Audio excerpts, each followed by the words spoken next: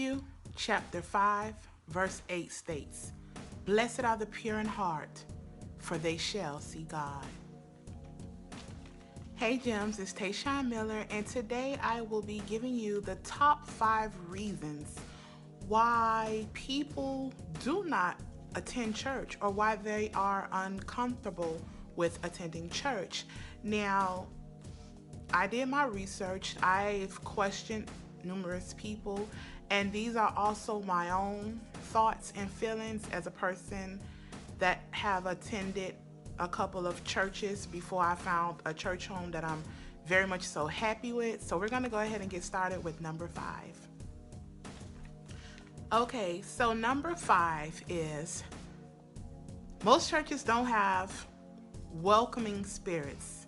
When you walk into the church, especially for your first time, you should be able to, within the first at least 10 minutes, you should be able to feel like you've been there before. You should be able to feel like whatever problem you had before you entered those doors, you should know right then when you leave that those problems are going to be gone.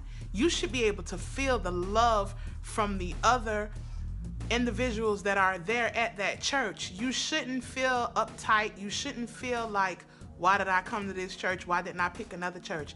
If you feel like that when you're entering a church for the first time, run as fast as you can and find another church to visit.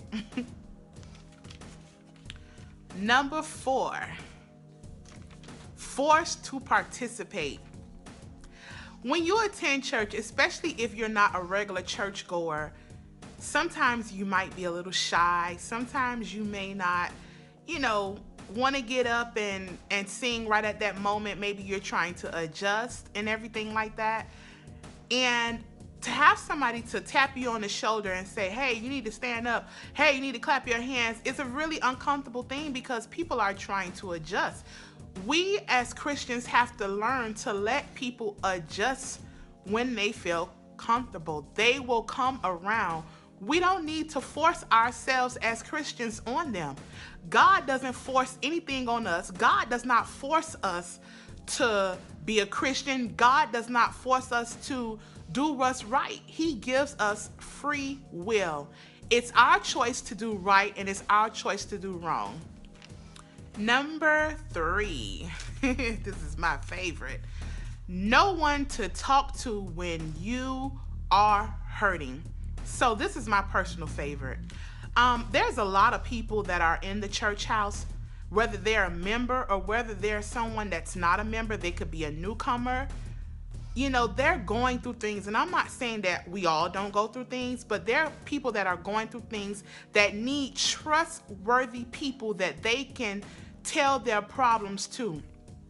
Nobody wants to tell anybody at their church that they're going through whatever, and then next Sunday when they come back, everybody looking at them because they know their business.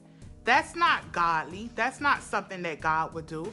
And you shouldn't do that to people. If somebody comes to you in confidence and tells you something that they are going through, it needs to stay right then and there with you. You shouldn't go back and tell Sister Apricot, girl, let me tell you what Sister such and such said. Oh, girl, yeah, she going through, girl. Yeah, girl, child, yeah. That's hypocritical. That's not godly. So we need to get that together, okay? That's why a lot of people don't come to church. A lot of people don't attend church when they are hurting because they know instead of making the problem better, it's going to make the problem worse. We need to get that together, Christians. Number 2, tithing. A lot of people, and I'm not going to lie, I was one of them back in the days when I was really, really young and I was a teenager. They don't really get the concept of tithing. So let me try to break it down the way I understand it. First and foremost, as a Christian or a non-Christian, it is not our business to wonder what folks do with our tithe. Because when we're giving our tithe and our offering, we're giving that for our sake. That has something to do with our finances.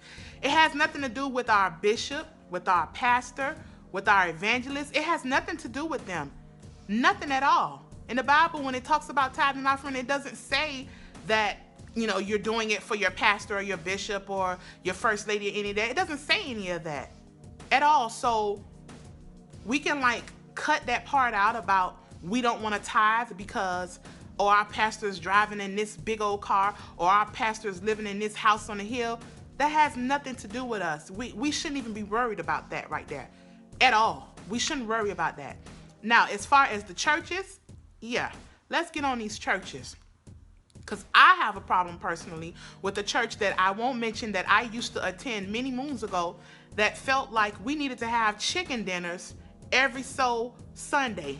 And we needed to raise money for this and raise money for that. But yet if you needed something or your lights was off or, you couldn't pay your rent, you couldn't get any help.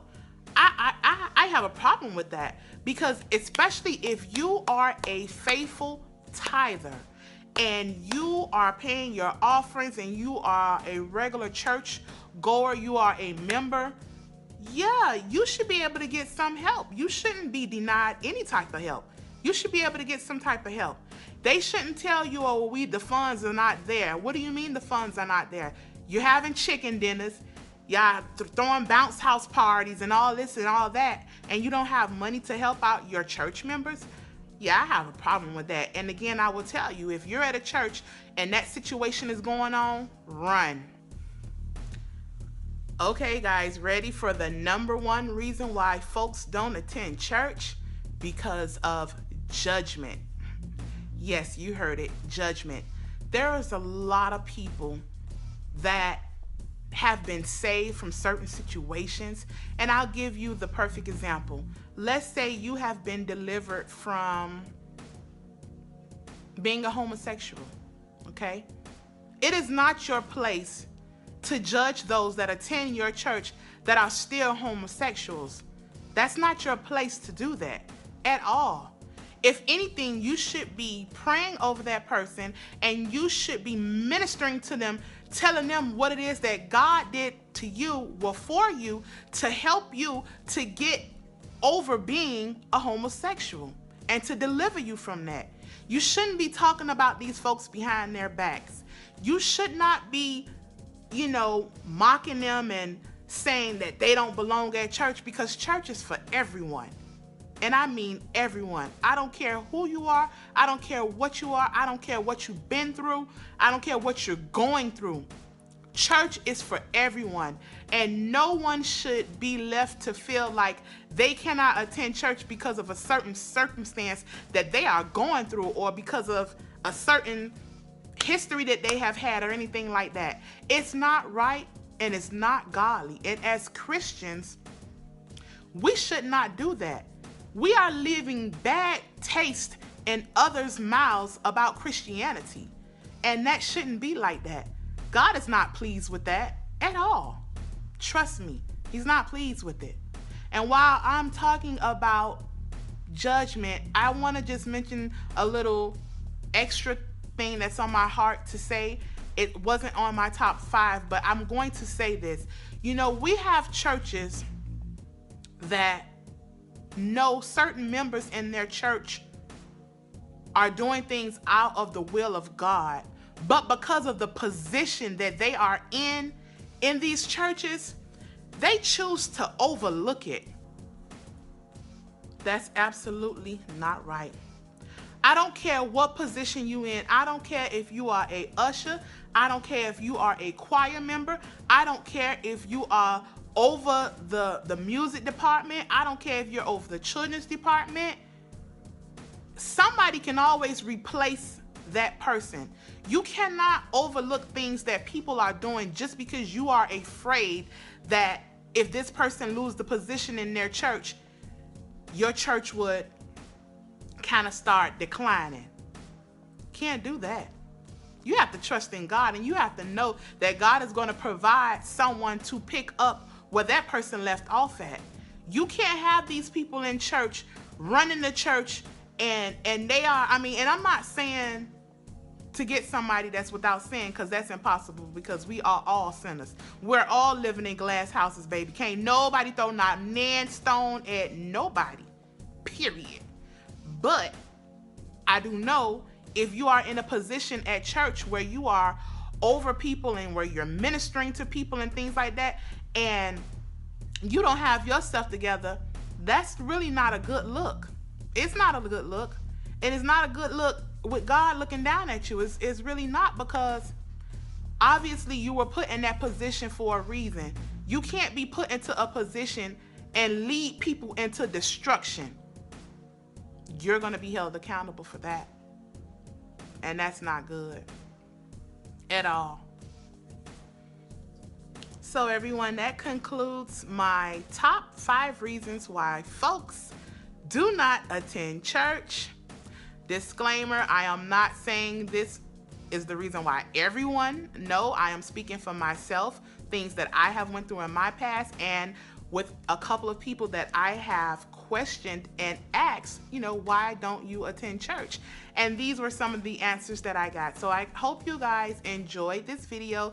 Thumbs up this video if you enjoyed it. If you have a personal reason yourself why you don't attend church, or you feel like I left something out, go ahead and drop it in my comment section. And thank you guys once again for watching. I love you guys.